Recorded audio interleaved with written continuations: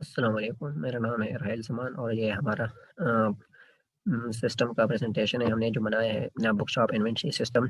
इसमें हमारे साथ जो बंदे प्रेज़ेंट कर रहे हैं, मेरा नाम है राहिल ज़मान, इसमें और बाबर अली है और एक है अब्दुल समी।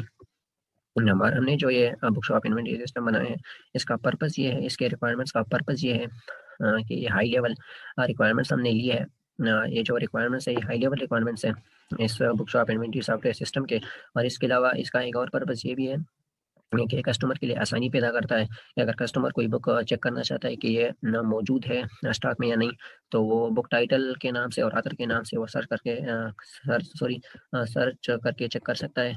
इसके अलावा रिक्वायरमेंट्स ऑफ सिस्टम हमारे पास 2 किस्म के हैं। इसमें एक है फंक्शनल रिक्वायरमेंट्स और दूसरा है नॉन फंक्शनल रिक्वायरमेंट्स। पहले हम डिस्कस करते हैं फंक्शनल रिक्वायरमेंट्स के बारे में, जो फंक्शनल रिक्वायरमेंट्स क्या है। ऐसे रिक्वायरमेंट्स जो कस्टमर ज़रूरी चाहता है कि हमारे सिस्टम में मौजूद हो। इसमें सबसे पहले है साइन अप का ऑप्शन, कि जो न्यू यूज़र आएगा वो रजिस्टर करवाएगा अपने आप को। इसके बगैर वो नहीं आ सकता। वो अपने लिए एक आईडी बनाएगा। और इसके बाद जो लॉगिन का पोर्टल है, वो कस्टमर के लिए अलग होगा, एडमिन के लिए अलग होगा। एडमिन जो होगा वो कस्टमर के पोर्टल को एक्सेस कर पाएगा और जो कस्टमर होगा वो एडमिन के पोर्टल को एक्सेस नहीं कर पाएगा। इसके बाद आता है add book and delete book. ये ज़रूरी होगा हमारे सॉफ्टवेयर में। ये ज़रूरी होगा कि जो एडमिन है वो सॉफ्टवेयर वो जो बुक शॉप इन्वेंटरी सिस्टम है उसमें बुक डिलीट भी कर सकता है और नया बुक ऐड भी कर सकता है। और इसके बाद है लॉग आउट। जैसे customer will be able to log out from system. Customer को ये एक्सेस होगा कि वो अपने आप को लॉग आउट कर सकता है सॉफ्टवेयर से, सिस्टम से। इसके बाद आते हैं नॉन फंक्शनल रिक्वायरमेंट्स पे। नॉन फंक्शनल रिक्वायरमेंट्स है, this is a secure system. Non no intruder can access without registering the system. ये जो हमारा सिस्टम है हमने जो बनाया है, तो कोई भी रजिस्ट्रेशन के अलावा इसको एक्सेस नहीं कर पाएगा, इसमें अंदर नहीं आ सकेगा। तो इसकी जो क्वालिटी है वो हाई लेवल की है। इसके अलावा हमारे पास है प्लानिंग का डॉक्यूमेंट्स। प्लानिंग के डॉक्यूमेंट्स में आते हैं what the motivation for this project is. ये जो हमने बनाया है सॉफ्टवेयर, इसकी मोटिवेशन क्या है? The motivation of this project is to learn how to engineer software. इसका मोटिवेशन ये है कि हमने जो ये सॉफ्टवेयर बनाया है, इस सॉफ्टवेयर को इंजीनियर कैसे करते हैं, सॉफ्टवेयर को कैसे बनाते हैं, एसएलसी के प्रोसेस को कैसे फॉलो करते हैं, इसमें हमने ये सब सीखा है। Who is the customer?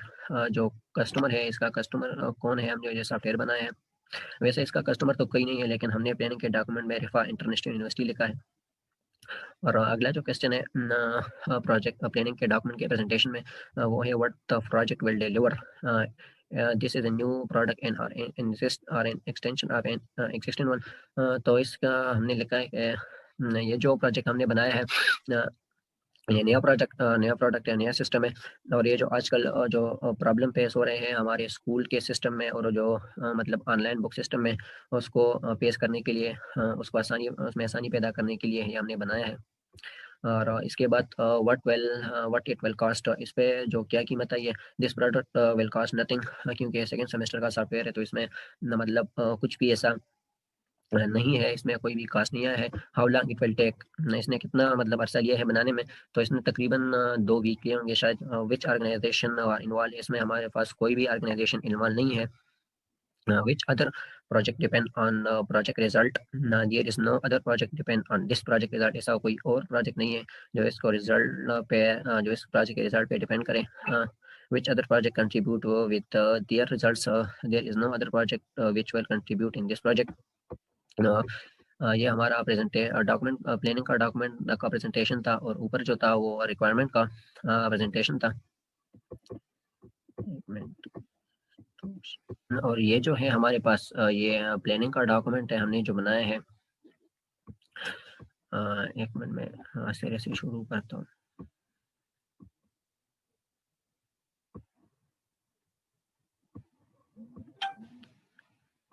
इसमें हमने ये हमारा प्लानिंग का डॉक्यूमेंट है।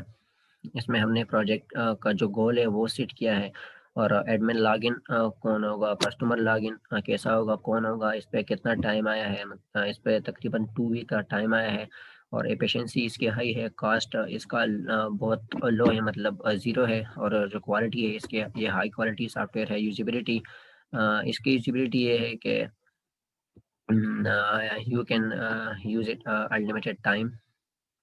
और इसकी जो सिक्योरिटी है वो हाई है, क्योंकि आपको रजिस्टर और लॉगिन करते वक़्त यूज़र नेम और पासवर्ड देना पड़ेगा। ये पासवर्ड प्रोटेक्टेड है। इसके बाद जो आता है प्रोजेक्ट का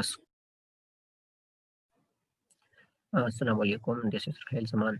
और ये जो है प्रोजेक्ट हमने जो बनाया है प्रोडक्ट इन्वेंटरी सिस्टम का, ये उसका रिक्वायरमेंट का डॉक्यूमेंट है, कि इसमें क्या-क्या होना होगा, और इसमें मतलब मस्ट इंक्लूड जो चीज़ें होंगी और जो चीज़ें एक्सक्लूड होंगी वो इसमें मौजूद है। तो इस पर एक नज़र डालते हैं। Customer will be able to sign in, register and sign out. Customer के पास मतलब पोर्टल में ये एबिलिटी होगी कि वो खुद को साइन इन कर पाएगा, न्यूज़ जो होगा वो रजिस्टर कर पाएगा, और अगर वो चाहता है कि मैं साइन आउट होना चाहता हूँ, तो वो साइन आउट भी हो सकता है। User are the only be the book shop owner and customer. User जो होंगे वो हमारे पास बुक शॉप ओनर जो एडमिन होगा, और कस्टमर होगा। कस्टमर कितने भी जितने हो सकते हैं। If the customer wants to register itself will enter user name and password. अगर कोई कस्टमर है वो खुद को मतलब रजिस्टर करना चाहता है, तो उसके लिए पहले यूज़र नेम और पासवर्ड एंटर करना पड़ेगा। और इसमें जो हमारे पास रिक्वायरमेंट में मेन जो पॉइंट है वो है कि आप मतलब बुक को ऑनलाइन ऑर्डर कर पाएँगे। आप ऑनलाइन बुक मतलब ऑर्डर कर सकते हैं। इसके अलावा इसमें जो मेन पॉइंट ये भी है कि बुक शॉप का जो ओनर होगा उसका अलग पोर्टल होगा, और जो एडमिन होगा उसका अलग पोर्टल होगा। bookshop owner will be able to search the book by book title and author name। Book shop का जो ओनर होगा और जो कस्टमर होगा वो न मतलब बुक को चेक भी कर सर्च भी कर सकते हैं बुक के नेम से और ऑथर के नेम से। इसमें ये भी खुसूसियत है। और बुक शॉप ओनर जो है वो बुक को डिफरेंट कैटेगरी में ऐड कर सकता है। मतलब अगर कोई बुक है वो पोएट्री का बुक है तो वो उसके कैटेगरी में ऐड होगा, जो रोमांस का है उसमें होगा, जो रिलीजन है मतलब वो उसमें ऐड होगा, और जो एजुकेशन के साथ लिंक है वो उसमें ऐड होगा। और इसमें जो मेन थे वो मैंने तो आपको बता दिए इस डॉक्यूमेंट में। और इसके अलावा if the customer order is not accepted in 2 hour, so it's mean that system is busy and he can order again. इसमें ये भी है कि अगर मतलब एक कस्टमर ने एक बुक ऑर्डर किया है और उसकी मतलब रिस्पॉन्स नहीं आया है, तो वो दोबारा भी ऑर्डर कर सकता है बुक को, क्योंकि सिस्टम बिज़ी होगा उस वक़्त। और हाँ, और इसके लिए हम माज़रत ख़्वाह हैं अगर ऐसा कुछ हुआ तो।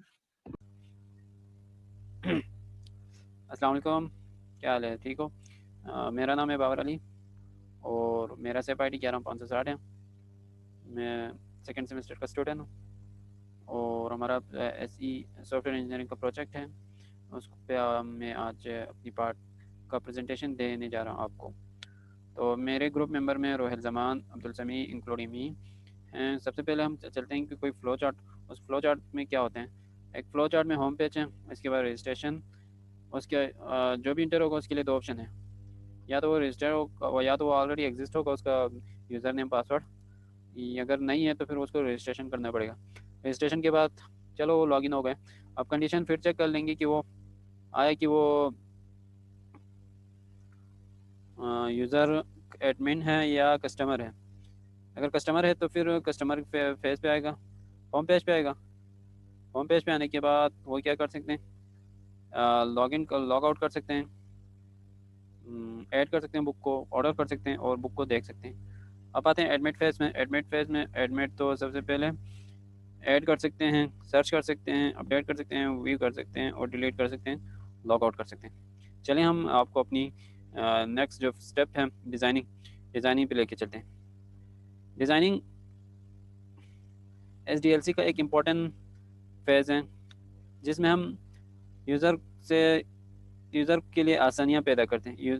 अब कोई बंदा उसके उसको देख के, डिज़ाइनिंग को देख के, इंटरफेस को देख के बता सकते हैं कि ये सॉफ्टवेयर कैसा है और कितना यूज़र फ्रेंडली है। और हम ऐसे सॉफ्टवेयर इंजीनियर, हमारी ये वो होना चाहिए, क्या ऑब्जेक्टिव होना चाहिए कि हम यूज़र को जितना हो सके सेटिस्फाई करें और हम आने वाले वक्तों में हमसे ही कांटेक्ट करें, हमसे ही अपनी प्रोजेक्ट वगैरह बना लें। चलें मैं आपको अपना वो दिखा देता हूँ, डिज़ाइनिंग जो हमने बुक शॉप के हवाले से किया है।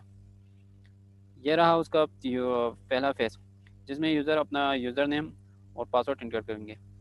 लॉगिन, रजिस्ट्रेशन, अगर वो ऑलरेडी एग्जिस्ट है तो फिर लॉगिन होगा, नहीं है तो फिर वो रजिस्ट्रेशन पे क्लिक करेंगे तो फिर उसके लिए एक और पेज ओपन होगा। फर्स्ट नेम, सेकंड नेम, उधर हम उसका कुछ इंफॉर्मेशन कलेक्ट कर लेंगे,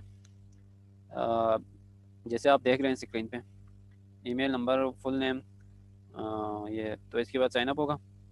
इसके बाद उसको ये फेस दिखेगा, इसमें फ़ाइल में है जी एडमिन है, अगर वो एडमिन है तो एडमिन पे क्लिक करेगा, डायरेक्ट एडमिन में जाएगा।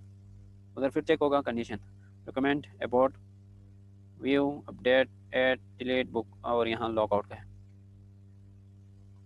अब व्यू बुक पर क्लिक करने से उसको जितने भी बुक हैं उसको वो दिखाई देंगे। Book ID, book name, author name, category, किस कैटेगरी का है और कितने तादाद में है, और उसका प्राइस क्या है, एक्चुअल प्राइस। अगर बुक ऐड करना चाहें तो फिर बुक ऐड पे क्लिक कर लेंगे तो फिर उसको इस पेज को वो दिखाएंगे हमारा सॉफ्टवेयर। बुक नेम होगा, बुक आईडी होगा, ऑथर नेम होगा, पब्लिश ईयर होगा, प्राइस होगा, कैटेगरी होगा। और अगर उसने मज़ीद बुक ऐड करना है तो फिर नेक्स्ट के बटन पे क्लिक कर लेगा। नहीं, अगर उसने जितना बट वो किया है ऐड उसको सेव करना है तो फिर इस पर सेव के बटन पे क्लिक करें। अगर उसने बैग पे जाना है तो फिर बैग पे क्लिक कीजिए। और अगर वो सर्च करना चाह रहे हैं, व्यू भी हो गया, सर्च भी ऐड भी हो गया, तो फिर वो सर्च करना चाह रहे हैं तो वो क्या कर सकते हैं जी, सर्च कर सकते हैं। सर्च का ऑप्शन है, या तो वो बुक ना उसको या तो बुक नेम याद होना चाहिए या बुक आईडी याद होना चाहिए। ये दोनों थोड़ा यूनिक सा है इसलिए हमने ये दोनों रखा है, वरना हम ये भी तो रख सकते थे कि उसका ऑथर नेम इस हिसाब से भी रख सकते थे, लेकिन हमने यूज़र को दो आसानियाँ पैदा की हैं, दो चॉइस रखा है। अगर उसको बुक नाम याद नहीं है तो फिर बुक आईडी याद होगा, बुक आईडी याद नहीं है तो फिर बुक नाम याद होगा। अब अपडेट करना है तो फिर यूज़र ऑर्डर कर सकते हैं। जैसे हमने पहले आपको बता दिया था कि यूज़र बाई कर सकते हैं बुक, तो उसकी बाई करने के लिए बुक नेम होगा, जितने भी बुक हैं उसका नाम इधर लिख लीजिए, और बुक आईडी और बुक नंबर ऑफ बुक, और नंबर ऑफ बुक के बाद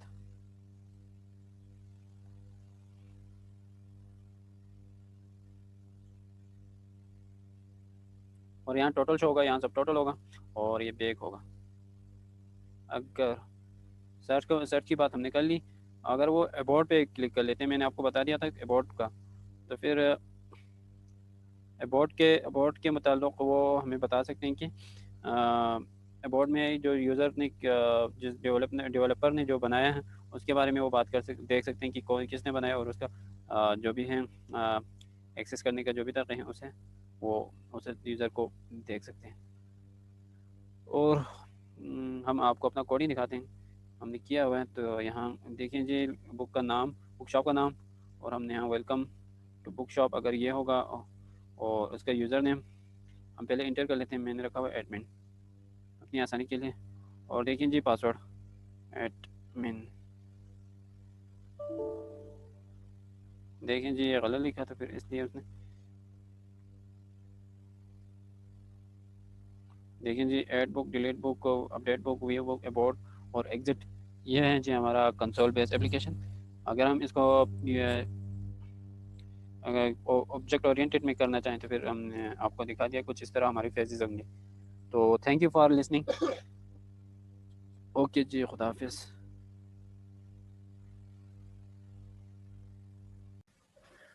अस्सलाम वालेकुम, कैसे हैं आप सब लोग। मेरा नाम है अब्दुल समी, मेरी सेफ आईडी है 20485 और मेरे ग्रुप मेंबर हैं बाबर अली और रुहेल जमान, और हमारा प्रोजेक्ट नेम है बुक शॉप। और आज हम इस प्रोजेक्ट में टेस्टिंग का स्टेप देखेंगे कि कैसे वर्क करता है। चलें अपने टॉपिक की तरफ आते हैं। आज हम ये देखेंगे कि टेस्टिंग के स्टेप में कौन कौन सी चीज़ें टेस्टिंग होती हैं, टेस्टेड होती हैं। एक यूज़र नेम और एक पासवर्ड। तो हमने जो यहाँ पे यूज़र नेम वैलिड एंटर किया है, चूज़ किया है, वो है लोअर केस लेटर में एडमिन। सिर्फ लोअर केस लेटर के साथ ही एडमिन वैलिड होगा, अदरवाइज वैलिड नहीं होगा। अब सेकंड चॉइस में देख लें, हमने अपर केस लेटर एंटर किया एडमिन के साथ तो वो इनवैलिड हो जाएगा। अगर हम यहाँ पे कोई नंबर एंटर करते हैं तब भी वो इनवैलिड होगा। अगर कोई स्पेशल करैक्टर यहाँ पे एंटर कर दिया जाता है तब भी वो इनवैलिड ही होगा। सिर्फ लोअर केस लेटर में एडमिन एक्सेप्टेड होगा, अदरवाइज और कोई यूज़र नेम एक्सेप्टेड नहीं होगा। तो हम पासवर्ड की तरफ आ जाते हैं। पासवर्ड में भी सेम यूज़र नेम ही हमने पासवर्ड रखा है लोअर केस लेटर में एडमिन, तभी वो वैलिड होगा। अगर एक लेटर भी अपर केस आ जाता है तो वो इनवैलिड हो जाएगा, और अगर इसमें कोई नंबर आ जाते हैं तब भी वो इनवैलिड होगा, और अगर कोई स्पेशल करैक्टर आ जाता है तब भी इनवैलिड होगा। अगर हम लोअर केस लेटर में एडमिन एंटर करके साथ में कोई नंबर या कोई स्पेशल करैक्टर एंटर कर देते हैं तो वो इनवैलिड हो जाएगा। कोई भी चीज़ एक्सेप्टेड नहीं होगी, सिर्फ लोअर केस लेटर में एक्सेप्टेड होगा, यूज़र नेम भी और पासवर्ड भी दोनों। अब यूज़र नेम की तरफ आ जाते हैं, कैसे टेस्टिंग होगी। तो जब प्रोग्राम रन होगा तो वो हमसे यूज़र नेम मांगेगा। हम यूज़र नेम इनपुट करेंगे small case lower case letter में एडमिन, तो एक्सेप्टेड हो जाएगा, ओके। लेकिन अगर कोई एक लेटर अपर केस में आ जाता है, सारे बेशक ना आए, सिर्फ एक आ जाए, तो वो एक्सेप्टेड नहीं होगा, एरर शो कर देगा। और अगर इसके साथ हम कोई नंबर एंटर करते हैं तब भी वो एरर शो करेगा। इसी तरह से अगर कोई स्पेशल कैरेक्टर एंटर कर दिया जाता है, बेशक लोअर केस लेटर में है, लेकिन स्पेशल कैरेक्टर और नंबर एंटर कर दिए गए हैं, तो वो एरर शो करेगा, वो एक्सेप्ट नहीं करेगा इसको। सिर्फ लोअर केस लेटर में एडमिन जो है वो एक्सेप्टेड होगा, इसके अलावा और कोई भी एक्सेप्टेड नहीं होगा। अब पासवर्ड की तरफ आ जाते हैं। पासवर्ड की टेस्टिंग कैसे होगी? पासवर्ड की टेस्टिंग में जब पासवर्ड हमसे प्रोग्राम मांगेगा, हम लोअर केस लेटर में एडमिन एंटर करेंगे तो वो एक्सेप्टेड होगा, ओके हो जाएगा। इसके अलावा अगर एक लेटर भी अपर केस में डालते हैं तो वो एरर शो करेगा, एक्सेप्टेड नहीं होगा। अगर लोअर केस लेटर में हमने एंटर किया पासवर्ड बिल्कुल ठीक है, उसके साथ हम कोई नंबर एंटर कर देते हैं तो वो एरर शो करेगा, एक्सेप्ट नहीं करेगा। इसी तरह से जब हम इसमें कोई स्पेशल कैरेक्टर एंटर करेंगे तब भी वो एक्सेप्ट नहीं करेगा, एरर शो कर देगा। पासवर्ड में यूज़र नेम की तरह ही होगा, सिर्फ लोअर केस लेटर में एडमिन एक्सेप्टेड होगा, इसके अलावा और कुछ भी एक्सेप्टेड नहीं होगा। अगर कोई अपर केस में एक लेटर अपर केस में डालते हैं या सारे डालते हैं तो वो एरर शो करेगा। अगर कोई साथ में नंबर एंटर कर दिया जाता है, पासवर्ड लोअर केस लेटर में ही है लेकिन साथ में नंबर है, तब भी वो एरर शो करेगा। सिर्फ एक ही चॉइस है, लोअर केस लेटर में वो एक्सेप्ट करेगा। बस यहीं तक था। आई होप आपको समझ आ गई होगी। अपना ध्यान रखिएगा, दुआ में याद रखिएगा। अल्लाह हाफ़िज़।